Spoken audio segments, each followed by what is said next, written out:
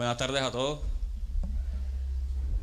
Bueno, el tema que vamos a hablar el día de hoy es criterios de ingreso y egreso a la unidad de cuidados intensivos. Esta charla está tomada del consenso colombiano que se realizó por la Asociación de Medicina Crítica y Cuidado Intensivo de este año. Y pues vamos a desarrollarla basado en este consenso de expertos y basado en la evidencia. Esto ha venido evolucionando con el tiempo hasta llegar a esta que les voy a mencionar el día de hoy. ¿Cuáles son los tópicos de la revisión? Revisar los objetivos, las descripciones de núcleos temáticos del consenso colombiano, donde vamos a ver los diferentes criterios y egresos de la unidad de cuidados intensivos y como objetivo principal conocer y apropiar en forma técnica el desarrollo de los núcleos temáticos que se describen en el consenso para dichos ingresos y egresos. Entonces, los núcleos temáticos que se desarrollaron en este consenso fueron varios. ¿Cuál vamos a tomar? Eso depende de cada institución, ¿ok? Y pues las contrataciones y las guías y protocolos que tengamos desarrollados en nuestra institución. El primer núcleo temático que vamos a desarrollar son los que tienen que ver por prioridades y soporte de órganos. Como todos sabemos, los órganos más importantes que tenemos que soportar en la unidad de cuidados intensivos son corazón, cardiovascular y el soporte renal. Son los tres principales órganos que se nos afectan en los pacientes críticamente enfermos y son pues para mantenimiento de la vida. Cuando hablamos del soporte ventilatorio, son todos aquellos pacientes que vayan a requerir ventilación mecánica invasiva, no invasiva o terapias de alto flujo. Esto con el objetivo de mantener una buena oxigenación en nuestro paciente. Todo esto está basado en evidencia y que el retraso en la ventilación, ya sea mecánica invasiva o no invasiva, pues se ve afectado en la mortalidad de nuestros pacientes. Entre mayor tiempo pasemos en tomar estas decisiones, mayor va a ser la tasa de mortalidad de nuestros pacientes. Entonces tenemos que tener objetividad cuando tomemos estas decisiones. El soporte cardiovascular. ¿A quienes vamos a ingresar a la unidad de cuidados intensivos? Aquellos pacientes que requieran infusiones intravenosas, ya sea de vasopresores, inodilatadores o inotrópicos. O aquellos pacientes que necesiten soporte eléctrico, ya sea marcapaso transitorio, marcapaso transcutáneo, balones de contrapulsación, soporte de ECMO. Pacientes que tengan arritmias graves que afecten la vida y requieran o pongan en peligro su vida y que requieran dosis o medicamentos por infusión para controlar dichas arritmias.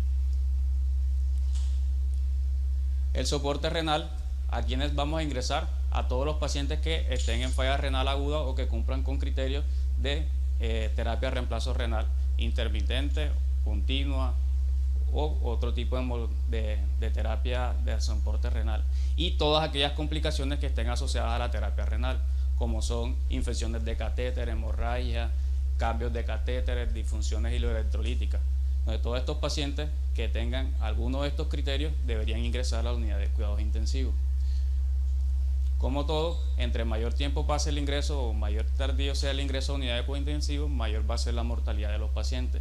Entonces, en el núcleo temático 1 vamos a hacerlo como si fuera una especie de triaje, como lo hacen acá en las urgencias el doctor Silvera, pero acá lo vamos a poner por prioridades: prioridad de ingreso 1, prioridad de ingreso 2, 3 y 4. Todos los que tengan prioridad de ingreso 1 tienen que ingresar a la unidad de cuidados intensivos, que son todos los pacientes que le mencioné anteriormente. Los pacientes con prioridad 2 son aquellos que necesitan una monitorización, que tienen alta probabilidad de que puedan fracasar alguno de sus órganos y necesitan un manejo y un cuidado especial. Estos pacientes deberían ir a cuidados intermedios, semicríticos o cuidados especiales para tener una atención oportuna y no recaigan en alguna de las patologías anteriores. Los que son prioridad 3 o prioridad 4, estos pacientes no deberían ingresar a la unidad de cuidados intensivos, sino que deberían ir al área de hospitalización para manejo por los diferentes servicios tratantes. En el núcleo temático 2 vamos a hablar de parámetros objetivos y constantes vitales. Entonces, son todas las alteraciones de los signos vitales con un resultado crítico en el parámetro objetivo de la función de órganos o sistemas que comprometan la vida. Aquí hay que hacer la salvedad. Aquí vamos a ver tanto respiratorios, neurológicos, cardiovasculares y renales, entre otros. Sin embargo, no solamente con un parámetro vamos a tomar la decisión de ingresar al paciente a cuidados intensivos. El consenso es muy claro y dice: el parámetro asociado a un resultado crítico y que comprometa la vida. ¿Okay? Puede que el paciente esté saturando 90, pero es un paciente pocoso que no necesita ingreso a la unidad de cuidados intensivos, tiene una buena mecánica ventilatoria y no tiene ninguna otra alteración en los parámetros objetivos, este no debería ingresar sino recibir su tratamiento en salas de hospitalización por el motivo que él venga. Pero si es un paciente que está saturando 80, que tiene mala mecánica ventilatoria, que tiene una PAFI disminuida, este paciente sí debería ingresar a la unidad de cuidados intensivos, ya sea por requerimiento de ventilación mecánica invasiva o no invasiva o el tratamiento pues, que escogamos en ese momento. Entonces con esto hay que tener bastante objetivo, porque la auditoría externa es bastante rigurosa cuando utilizamos este tipo de parámetros. Podemos tener una hiperpotasemia con potasio de 6, pero no hay alteraciones a nivel electrocardiográfica, no hay arritmia. Entonces no es ese solo parámetro objetivo, no sería indicativo de ingreso a la unidad de cuidados intensivos. Solamente si el paciente presenta arritmias o alteraciones electrocardiográficas que comprometan su vida, ahí sí podría ingresar a la unidad de cuidados intensivos. Y para clínico, como les mencioné anteriormente, por ejemplo el potasio, existe también para el calcio, sodio, magnesio, gases arteriales, calcio. Entonces todos estos laboratorios, a pesar de que estén altos o bajos, tienen que poner en riesgo la vida del paciente o una condición que les permite ingresar a la unidad de cuidados intensivos. Podemos tener un paciente con una hipernatremia de 155 pero sin alteraciones neurológicas, o 130 sin alteraciones neurológicas, y no necesitaría ningún ingreso a la unidad. Entonces hay que ser muy objetivo con este tipo de criterios para el ingreso a la unidad de cuidados intensivos. Núcleo temático 3 es un modelo por diagnóstico, grupos relacionados de diagnóstico. Son los diagnósticos que requieren monitorización o tienen complicaciones graves o son potencialmente fatales. Enfermedades o condiciones patológicas agudas con severidad establecida objetivamente con índices válidos, y tener en cuenta la condición funcional, fragilidad del paciente para ver si es potencialmente se beneficia de las intervenciones y de la ingreso a la unidad. Entonces, cuando hablamos por grupos relacionados de diagnóstico, hay que tener en cuenta que hay la parte médica y la parte de auditoría. Entonces, cuando tratamos la parte o cuando se hacen las contrataciones de los diferentes servicios, las diferentes EPS, cuando hablamos de grupos relacionados de diagnóstico, hay que saber cuáles incluir y cuáles no. ¿Okay? Cuando hablamos en la parte renal, pues ya mencionamos anteriormente, vamos a hablar de pacientes con falla renal que necesitan terapia de reemplazo renal continuo, intermitente o algún otro tipo de terapia que ponga en peligro su vida. La falla renal pues va a ingresar a la unidad de cuidados intensivos.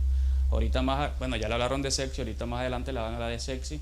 No todos los pacientes que tienen sepsis deberían ingresar a la unidad de cuidados intensivos. Choque séptico, ese sí debería ingresar a la unidad de cuidados intensivos porque es un paciente pues, que necesita soporte vasopresor o otro tipo de monitoría invasiva para poder verificar su tratamiento. Los pacientes que tienen patologías gastrointestinales, por ejemplo, tenemos la pancreatitis, las hemorragias de vías digestivas altas, fallas hepáticas agudas. Los respiratorios, todos aquellos pacientes que necesiten de terapia de oxígeno, ventilación mecánica, invasiva, no invasiva, tromboembolismos pulmonares, hemoptisis. Aquí estoy mencionando algunos, pero pueden ser muchos más. Los estados metabólicos, también tenemos todos los estados metabólicos, cetoacidosis, crisis tiroidea, estado hiperosmolar, neurológico, cardíaco, síndrome coronario agudo, choque cardiogénico, insuficiencia cardíaca aguda descompensada, crónica, síndrome posparo cardíaco, síndrome aórtico agudo. Todos estos diagnósticos deberían o podrían ingresar a unidades de cuidados intensivos dependiendo pues de los protocolos y de las guías de manejo clínico que tengamos en nuestra institución. Cuando hablamos del núcleo temático 4 nos referimos a las diferentes escalas que existen para poder determinar si un paciente va o no ingresar a la unidad de cuidados intensivos. No hay una escala que sea superior a otra, pero sí nos ayudan a orientar qué pacientes son potencialmente, tienen alto grado de descompensación y cuáles ameritan una vigilancia y una intervención más oportuna en la unidad de cuidados intensivos o unidad de cuidados especiales. Entonces, dependiendo de qué escala utilicemos, de qué escala tengamos protocolizada, pues esa es la que vamos a usar. Como les dije, hay diferentes tipos de escalas, el Apache también, el SAS, el SOFA, el NIUS-2. Para hacer, si usamos el SOFA, para determinar también ingreso a la unidad de cuidados intensivos, podemos utilizar el NIUS-2. Entonces, ¿son útiles las escalas? Sí, son útiles. Nos dan un diagnóstico, nos dan un pronóstico y el riesgo que el paciente puede presentar. Y pues debemos aplicarla dependiendo de la patología que el paciente tenga para poder determinar cuál es la prioridad de ingreso. En el núcleo temático 5 son los criterios bioéticos para ingreso de los pacientes a las unidades de cuidados intensivos. Entonces, vamos a aplicar los principios de éticos, que se van a aplicar durante todo el proceso de atención del paciente. Vamos a tener autonomía, beneficencia, no maleficencia, justicia y proporcionalidad terapéutica. Entonces, cuando les mencioné al principio de la charla, hay que ser objetivo de la fragilidad de nuestros pacientes. Manejamos una población adulta o una población mayor bastante importante, por lo menos acá en mi red, que pues no están en las mejores condiciones. Entonces hay que ver el grado de fragilidad que estos presentan en el momento de tomar la decisión de ingresar a la unidad de cuidados intensivos y ver la proporción terapéutica pues que estos de los que se puedan beneficiar. Algo muy importante que acá en la costa pues casi no se hace, pero en el interior ya hablamos de voluntad anticipada. Entonces hay que respetar las decisiones que el paciente tiene en vida o que ha tomado antes de su ingreso. De pronto él deja algo escrito en el que diga: no quiero ser ingresado a la unidad de cuidados intensivos, no quiero que me ventilen, no quiero terapia de reemplazo renal, no quiero cirugía. Entonces todas esas voluntades anticipadas nosotros como médicos debemos respetarlas, a pesar de lo que nosotros decidamos hacer con él. Y las familiares no tienen autonomía o no tienen cómo sobrepasar esa voluntad de su familiar, ¿okay? Con respecto a la voluntad anticipada, algo muy importante es que puede ser cambiante. De pronto el paciente en algún momento lo dejó por escrito, pero en el momento en que se ve enfrentada a la situación, él puede decidir que ya quiere ingresar a la unidad de cuidados intensivos. Pasaba mucho cuando tuvimos la pandemia de COVID, que decían que no querían ventilarse o que no querían conectarse a una máquina para respirar, pero en el momento en que ya se encontraban con dificultad respiratoria marcada, mal patrón respiratorio, tenían mucha sed de aire, ellos mismos solicitaban que se les aplicara la terapia de ventilación mecánica invasiva. Entonces, con esto hay que saber interpretarlo también. Eutanasia, los pacientes que se le van a realizar eutanasia, también que ha venido en estos últimos años evolucionando el tema en Colombia, no deberían ingresar a la unidad de cuidados intensivos. Son pacientes que la EPS o la institución en donde se brinda este servicio deben tener un área especial donde se les dé un final de vida adecuado al lado de toda su familia. Y los potenciales donantes acá en Colombia, por lo menos sí ingresan a la unidad de cuidados intensivos. Son todos aquellos pacientes que presentan muerte encefálica, o si lo evolucionamos a donación durante una parada cardíaca, pues deberían ingresar y darle todas las medidas de soporte para poder rescatar los órganos y poder brindárselo a las personas que lo necesiten. En otras partes del mundo pues hay sitios especiales en los cuales no ingresan a la unidad de cuidados intensivos, sino que tienen un área especial donde hacen todo este tipo de soporte para este tipo de pacientes. Pacientes oncológicos, que es otro tema bastante controversial. Entonces, ¿pacientes oncológicos deberían entrar a la unidad de cuidados intensivos? Sí, deberían entrar después que tengan una condición médica aguda grave que sea potencialmente reversible y que no estén asociado a su enfermedad como tal. Puede que tenga una ansiedad de mama, pero está infartada. Entonces, por el ansiedad de mama no le vamos a quitar ese derecho a ingresar a la unidad de cuidados intensivos, a darle todo su soporte que merita por el ansiedad de mama. Lo ingresamos, le damos el tratamiento cardiovascular, angioplastia, tratamiento, vigilancia, porque es una enfermedad que es potencialmente reversible. ¿Ok?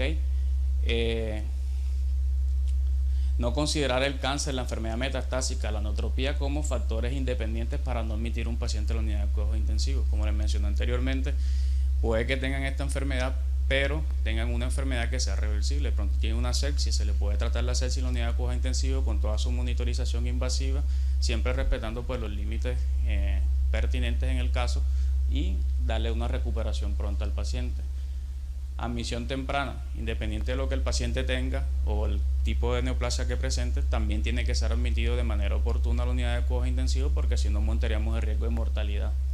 Todo paciente oncológico que reciba una cirugía mayor también debería ingresar a la unidad de cuidados intensivos. Si tenía un cáncer, no sé, y recibió una herida por proyectil de arma de fuego en abdomen, fue a la laparotomía, quedó con abdomen abierto, ese paciente debería ingresar a la unidad de cuidados intensivos, brindarle todo el soporte que amerita para el trauma en ese momento y brindarle todas las oportunidades que tenga. Las instituciones que manejen pacientes oncológicos o que reciban pacientes oncológicos deben tener una evaluación multidisciplinaria. Esa decisión en algunos pacientes no se pueden tomar solas, se necesita el intensivista, el internista, el especialista en bioética, el médico paliativo para decidir o tomar una conducta en algunos pacientes para su ingreso a la unidad de cuidados intensivos, y también pues respetar las voluntades del paciente y de los familiares. Las condiciones de egreso, ya hablamos de los que ingresan. Entonces, todos esos núcleos temáticos que hablamos anteriormente, todos se pueden aplicar.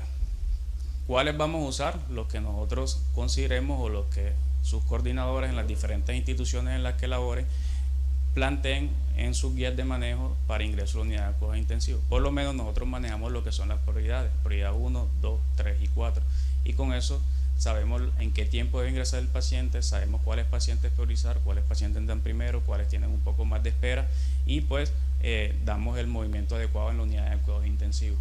Pero ahora hablamos de cuándo salir. No existe una escala que nos diga el paciente ya puede salir de la unidad de cuidados intensivos o debe salir de la unidad de cuidados intensivos.